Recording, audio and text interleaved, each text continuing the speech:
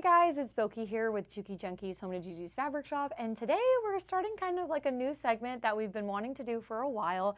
We've been wanting to get into some more sewing tutorials for you guys to teach you how to do things, make things together while featuring the Juki sewing machine. So what better way to start than with Halloween right around the corner? We came up with this awesome free pattern that I wrote for you guys. It's this really simple and fun candy corn little zipper pouch. So I'm going to be showing you how to create this little guy. You can get the free pattern on JukiJunkies.com. It'll be all in the description below, and I'll be sewing it on the Juki TL18.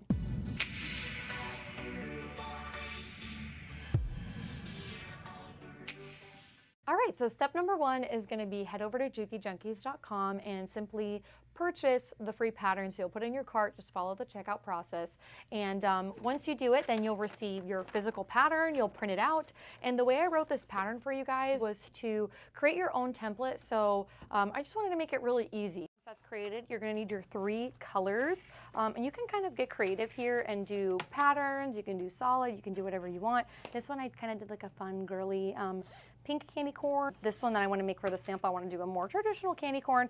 If you're just trying to make one, a fat eighth is going to be plenty of these, plenty of fabric to make one, or you can just do a quarter of a yard, and that way you could make 2 out of that much yardage as well. So keep that in mind. We're going to need a 10-inch zipper. So I'm going to be using this really fun multi-rainbow metal with the black tape, and then I'm going to be using our exclusive zipper pulls that we have made here in-house. Super, super unique. Our little fun sociopath zippers. These are so fun. Look how cute these are. So I'm going to use this one to kind of just add that fun little element to the pouch. As far as stabilization goes, we are going to need fusible fleece, and we are going to need SF101. I used fusible fleece for the exterior body, and then I used SF101 for the interior body. And you just need enough for the shape. So you'll need 2 triangle pieces of fusible fleece, and you'll need 2 triangle pieces of SF101. And one more thing that you'll need that's actually really, really important to the construction of the pouch is the inside. So you'll need the interior fabric as well. I would suggest a fat quarter for the interior fabric that you decide. So we're going to start off by creating the template, and you'll follow the instructions along. All you're going to need is a standard piece of copy paper that's about 8.5 by 11 inches.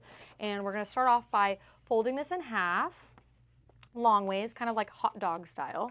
And remember, you guys, once you go to JukiJunkies.com, you purchase that pattern, there's going to be a screen that pops up right after you complete the information it has you fill in, and it's going to say download here. If that screen doesn't pop up for whatever reason, you will also receive an email that you can download the pattern there as well. And double check your junk folder, because sometimes it does end up in there. So you have your paper folded. I like to grab a nice ruler, nice and long, longer than obviously the piece of paper. So my folded edges to the left, my open edges are to the right. And I just take this and I go from corner to corner, from the open edge to the top closed edge. And once I have it all set, I'm going to go in with my little rotary cutter, which I have a paper rotary cutter that I like to use.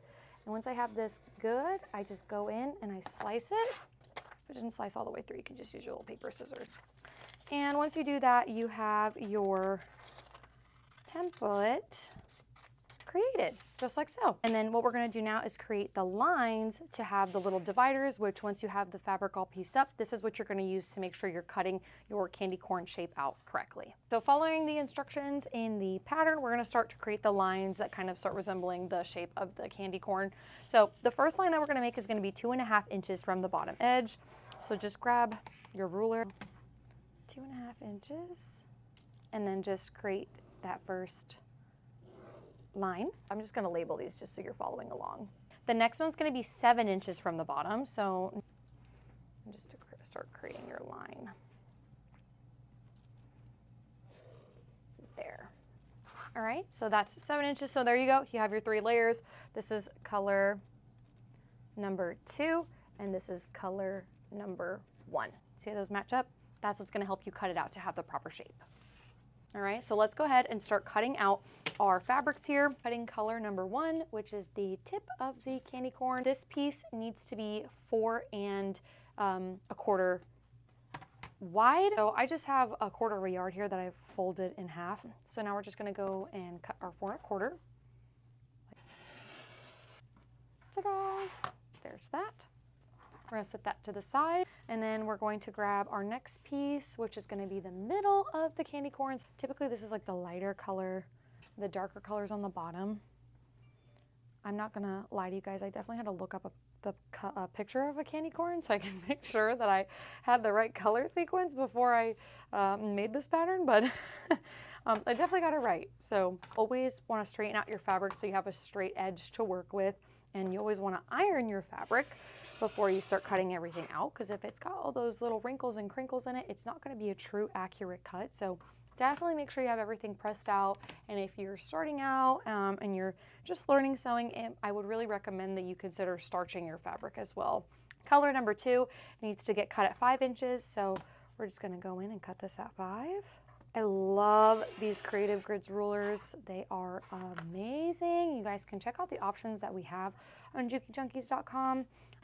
They are by far the best quality rulers I've ever worked with, and Gigi loves them too. We only like to carry one line of rulers, and Creative Grids was the ones that won over our heart because they really just don't slip on you at all. And our final color is the bottom, the base of the candy corn, which is color number 3. Number 3 needs to be 2 3/4, 2.75 for the bottom. Slice it right up. All right, so you have all your strips cut. Now we're gonna go over to our sewing machine and we're gonna sew these together just like this. All right, so before we start sewing, we have the Juki TL18 QVP in front of us. That's what I'll be creating the zipper pouch with today. And I always like to go over the settings before we just start jumping into sewing, even when I do our lives on in the Gigi's Fabric Shop app. So we're going to start off with our stitch length. I always like my stitch length a little bit under 2 because I do work with the glide thread. On my sewing machine right now I have the color white in the glide 40. That's what's on the top and the bottom. As far as our presser foot pressure goes, you can find that in this little window right here. I have it set a little bit above halfway because I still want there to be some good pressure because I'm just working with 2 layers of cotton right now. As far as my foot goes, I have the hinged 1/4 inch foot on the machine at the moment. Doesn't have that guide to the left or to the right at all. I'm just gonna follow the right side of the foot and it's gonna give me that accurate 1/4 inch. And you can find this foot on JukiJunkies.com as well. I think we'll link it in the description for you guys so you can copy my setup here. Go ahead and grab your color number 3 and your color number 2. Place those right sides together and we're going to sew them together at a 1/4 inch seam allowance. I have mine all pinned in place using our magic pins that we have on JukiJunkies.com as well. These are pretty awesome, so let's just go ahead and join these 2 layers together.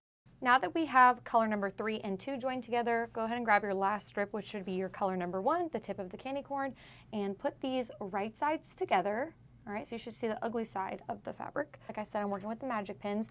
And my tip for pinning is that I like to pin like really far away from the edge so that way when I'm sewing, I don't have to remove any pins as I go. Especially since there's no seams here, this should be just fine. All right, now that you're pinned and ready to go, we're gonna go to the sewing machine and sew this raw edge at a 1/4 inch seam allowance. Let's go ahead and remove all these pins. So now we're gonna press those seams open.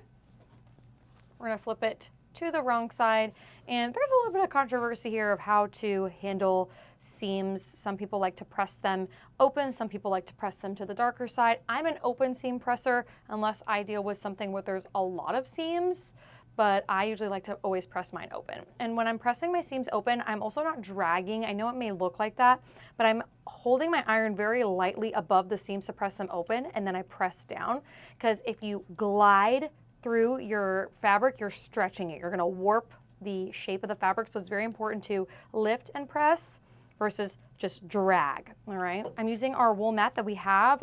If you don't have a wool mat, I'm telling you, if there's anything you need out of the video today, other than those adorable zipper pulls, it's gonna be the wool mat. The wool mat is a game changer. You don't need to have any sort of table, fancy table to use it. So they come in 2 different sizes. I'm using the bigger size here, and it is life-changing. I have multiple because I have them every corner. They're your little sidekick. I also have this iron on there too. This little iron is really nice. It actually does steam, which is pretty cool because that little guy is small. You wouldn't think he steams, but he does. All right, so now that we have this nice and pressed, all pieced together, we're gonna grab that template and we're going to just lay this together. It should meet at the top and it should perfectly sit at the bottom, and the lines should match with those seams. So you have 2 ways that you could do this. My preferred method is always drawing it and then cutting it out. Some people like to use a rotary cutter. I'm quite not that bold. Like, I don't like it. I'm super perfectionist, so I have to kind of do it like this. So you're gonna need 2 pieces for your exterior. And then you gotta make sure they don't flip it, because what happens if you flip it? Now your candy corn tip is at the bottom, and you'll also know you're doing it wrong because the lines don't match up with the seam. So that's a nice little way to do it too. I like to use a ruler to keep me straight even though I trace this. So we're just gonna follow the line that we just drew. Great, 2 exteriors are cut and ready to go, and they look so cute. I am so excited to do this with you guys. Like, when I made this pattern, I was so incredibly excited to do something fast and simple, and I can't wait to see you guys start posting pictures of these. So now that we have the exterior cut, we're gonna go ahead and grab our interior fabrics, and we're just gonna cut out 2 little triangle pieces like so. To kind of expedite the process, I usually like to fold the fabrics in half and just trace it out. Again, you can use a rotary cutter. There's no right or wrong here. However you prefer to trace, I like to draw it first and then cut it out. So you got your 2 interiors or 2 exteriors, and then we do need to cut 1 little tab for the little zipper end right here. So we're gonna cut this. I obviously coordinated it so it would all be the same color as the bottom. You don't have to, you can do whatever you want there, but that would be my suggestion to keep it nice and flush. And then we are gonna do the Butler method on this end. That's what kind of helps this candy corn open nice and wide to really optimize its shape. So let's cut this little tab. This is just gonna be a little 2 by 2 inch square tab out of whatever color you'd like. Grab your little 2 by 2 inch square. Again, I'm using that wool mat. This is why it's so nice, because I literally just put it on top of my cutting station. I can iron with no problem. And then you're going to fold that towards the center. Give it a good little press. So then you kind of have something like this. All those little pleats are created, folded towards the center, fold this in half. And this is what's gonna be tucked into the zipper like so. You're gonna take your stabilizers. Remember, as I mentioned earlier in the video, you're gonna need 2 triangles of SF101 and 2 triangles of fusible fleece. The SF101 goes to the interior, the fusible fleece goes to the exterior. So let's go ahead and get those cut out. Again, to expedite the process, it's easy to just fold these over and just cut your 2 layers at the same time. The SF101 goes with your interior pieces. Let's go ahead and cut out the fusible fleece. Right, and we're assigning that to this. So now we can go ahead and fuse these together. You're gonna take your fusible fleece, you're gonna look for the side that has the little glue bumps. So it's gonna have a rough side and a soft side. The soft side is the part that's gonna be facing you once you have it fused on. So you wanna make sure you find the grippy part, the part that's rough. Place that on the wrong side of the fabric, and you're gonna fuse that on. So let's go ahead and fuse our exterior pieces first, right? I usually, when I do this, is I like to put the fusible fleece on the other side, and then I like to fuse it on the top of the fabric versus the other side around. Make sure you're following the heat settings as well, so that way you're not burning anything, because if the heat is too high on fusible fleece, it will melt. So definitely keep that in mind when you're fusing. So you have this done. We're gonna fuse on the interior. You're gonna grab your interiors now, and you're gonna grab your SF101. Again, you should find a side that has the little glue dots on it. It's much more rough. You're gonna place that towards the wrong side of the fabric, get it in position, and I flip it around and fuse it into position. All right, and then I usually like to let that one cool off, and then I'll come back to it, and then I'll do the next one. All right, so now let's go ahead and start preparing our zipper. You're gonna wanna make sure you do that before we start. So I'm gonna grab my super cute little witch pole here in the rainbow, and I'm gonna attach that on. If I had the handy zipper jig right here next to me, this would be a lot easier. All right, that was pretty good on that first try. You're gonna wanna notice the instructions will tell you this. The butt of the zipper, so like this is the shape of the zipper. It has like that rounded top and then the flat side where the pole hangs down. So the butt side of the zipper is where the tab is going to go. So keep that in mind. That's all right. So the top, the rounded part of the zipper pull is where we're gonna do the Butler method. I'm actually gonna show you on a lighter zipper because sometimes it's really hard to see on these darker zippers. I'm gonna go towards the bottom, and you go start to bring that little fold towards the top. All right, so this is what the back side looks like. You'll have like a little fold on the back side, and that's normal. This is what you're looking for. Again, all right, pinch, bring to the top.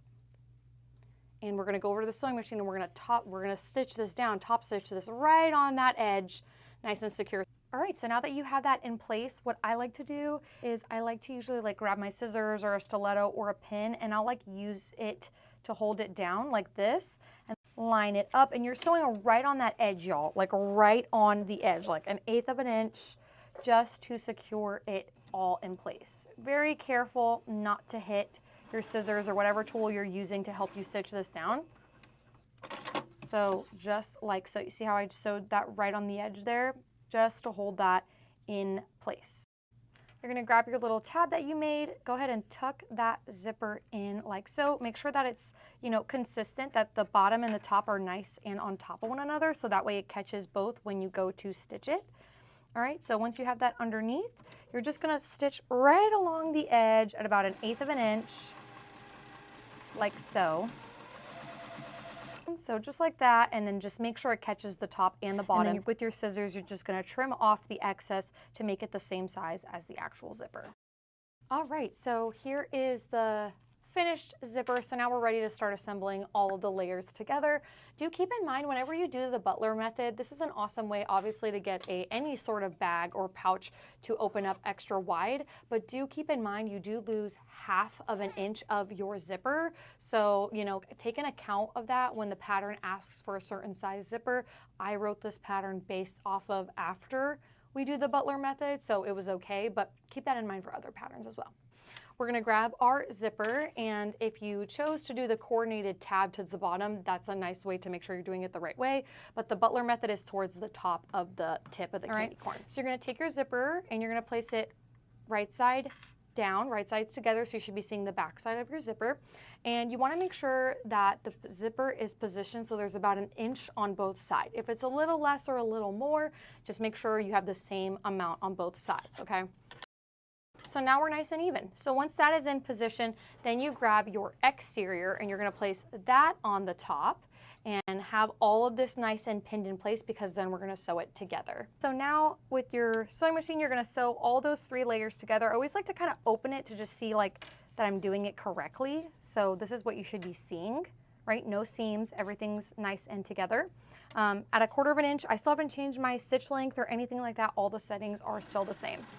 And once I get close to the zipper, what I like to do is I like to lift up the presser foot and just move that zipper pull out the way, because it does definitely get in the way. So now you have something that looks like this. Once you have it opened, it should look like so. All right, so now we're gonna do the same thing with the other side. Grab your other exterior and you're gonna place the zipper teeth right side down. And it's really nice because you can use, after this point, you can make sure that it's all lined up with the first one to make sure everything is all centered the way it should. But you can always double check to make sure that you're evenly spaced out on both sides. And grab your interior, place that right side down, so you should be seeing the wrong side, creating that same sandwich, and just clipping those all 3 into place. So just like we did on that other side of the candy corn, we're going to join all 3 of those pieces together at a 1/4 inch seam allowance. Now that you have all those 3 layers put together, you should have something that looks like this. You have your Butler method towards the top, your little tab there, and it's starting to come to life. At this point, we're gonna go ahead and give this a good little press, because we're gonna do our top stitching right here, and make sure you do it towards the top as well, because the top likes to kind of shift around because it's just such a small little itty bitty piece. Only thing that I did change, I did put on my left compensating foot. I know you guys might be familiar with this foot. I rave about it for machine quilting, but I also like to use it for my top stitching of zippers. So let me just show you guys how awesome this foot is. So I am gonna put this down and I am gonna change my stitch length to about a 3.5. 3.5 is going to be really nice for top stitching because it's not a secure stitch. This is just holding everything in place. So just using that foot, going nice and slow. And look how beautiful that left side of the foot, the exterior of the project sits right up against that guide. So it really allows me to follow this whole time, stitch both layers simultaneously, and stay super straight because of that little guide. Like, oh my gosh, you guys, look at that stitch. Are you kidding me? So perfect, and it catches on the top and the bottom without a problem. So now we're just gonna repeat it to the other side. So now you have a beautiful top stitched look to your pouch on the back and the front, and it looks so consistent, you guys. That left compensating foot is a game changer for many reasons. We're gonna go ahead and pull this zipper pull about halfway open, because if you forget to do this, it's gonna be a pain in your butt to turn it right side out. So make sure you have it open. It can be all the way, but enough where your hand can go through it, all right? So now you're going to grab your two exteriors and you're gonna bring those right sides together, and then you're gonna grab your interiors and bring those right sides together. Right, so we're gonna go ahead and start pinning, especially for your exterior. It's really nice to try to get those seams to match up as effortlessly as possible, as best as you can do. So my method of doing this is I always like to poke through the middle of the seam on one layer first. Then I go through the second seam right through the middle, and I join them together. You gotta make sure that they're like on top of one another first, like this. And that's how you really get them sandwiched on top of one another perfectly. And then you're gonna repeat that to the other seam as well. And then from here, you don't really have to pin anymore. You can clip, you can do whatever.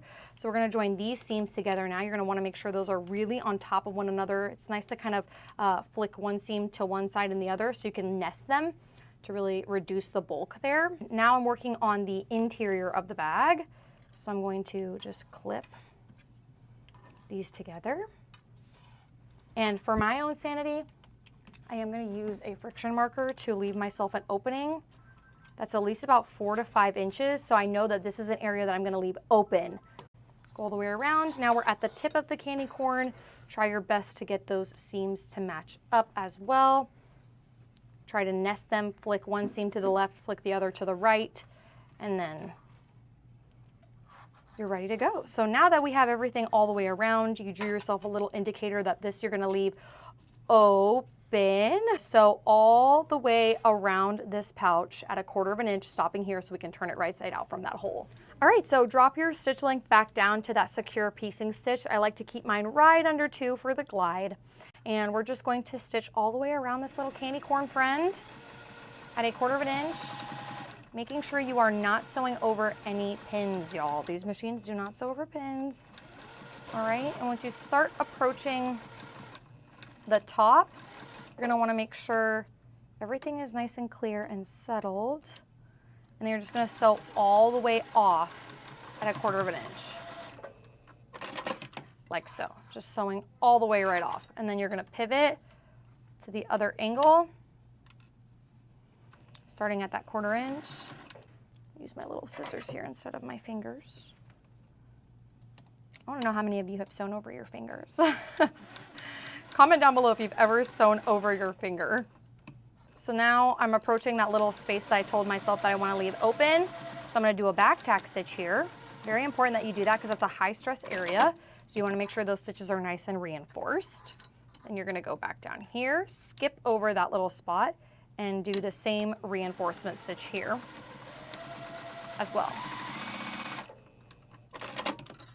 All right, so we're just sewing all the way around. You're kind of getting to that same area that we did to the tip of the candy corn, so you're just going to do your best to keep everything nice and together. And at this point, I usually like to cut and then just re-pivot. So I kind of like stopped at the seam and now I'm just re-pivoting. All right, so that is all done. Now we're gonna just clip our corners for the candy corn so that way the corners are nice and perked out. So we're just gonna perk those corners out. I like to put my hand through that hole. If you have a point turner, this is the perfect place to use that point turner to get these corners nice and fluffed out. All right, especially your little tab here. All right, so get that nice and fluffed on out. All right, so look how cute it's coming along. Looks so good. And then before you tuck in your lining, you're gonna go ahead and make sure you turn the lining all the way out. And the hole that you left open, you're gonna wanna make sure that you keep it like you start to tuck in that seam so it's level with the rest of the project, like so. Give that a good press and we're gonna sew that closed. Now we're just going to sew that little opening shut. You have a preference here. If you want to do this by hand, you're more than welcome to. My favorite motto is that we don't spend $1,000 on machines to do anything by hand. So I like to just sew it closed. Do this at 1/8 of an inch, just making sure you're catching both layers. Do a back tack stitch in the beginning, or a lock stitch, depends on what machine you're working with. Back tack stitch it. And we have that nice and closed, nice and secure. All right, y'all, so this is the best part. This is where you tuck everything in. Look how good it looks on the inside. Oh my gosh, I am obsessed with this choice. I love those little dancing skeletons. They're so cute. So once you have everything nice and kind of laid in place, give it a final iron to get it to come to life. And then just like that, you have the cutest little candy corn pouch. Look how fun this is. You could add a little wristlet option to this if you wanted to kind of like use it as like a piece, you know? But you can see how these are pretty addictive to make, and you can make tons of them pretty quickly. Awesome for gifts, awesome for kids, awesome for your craft shows. If you have an Etsy online, this is such an awesome way with not a lot of fabric required. So I hope you guys enjoyed our first ever sewing tutorial. I also asked, I think halfway through, who's sewn their finger before. So if you've done that, I want to know if you've actually done that or not. But thank you guys so much for being here with us. I hope you take advantage of this free pattern that's on JukiJunkies.com. Make sure you like and subscribe to our channels. Tell us what you want me to sew next. I like doing these free projects for you guys, so let us know what you want to see more and if you want to see more of these sewing tutorials. So see you guys. Bye.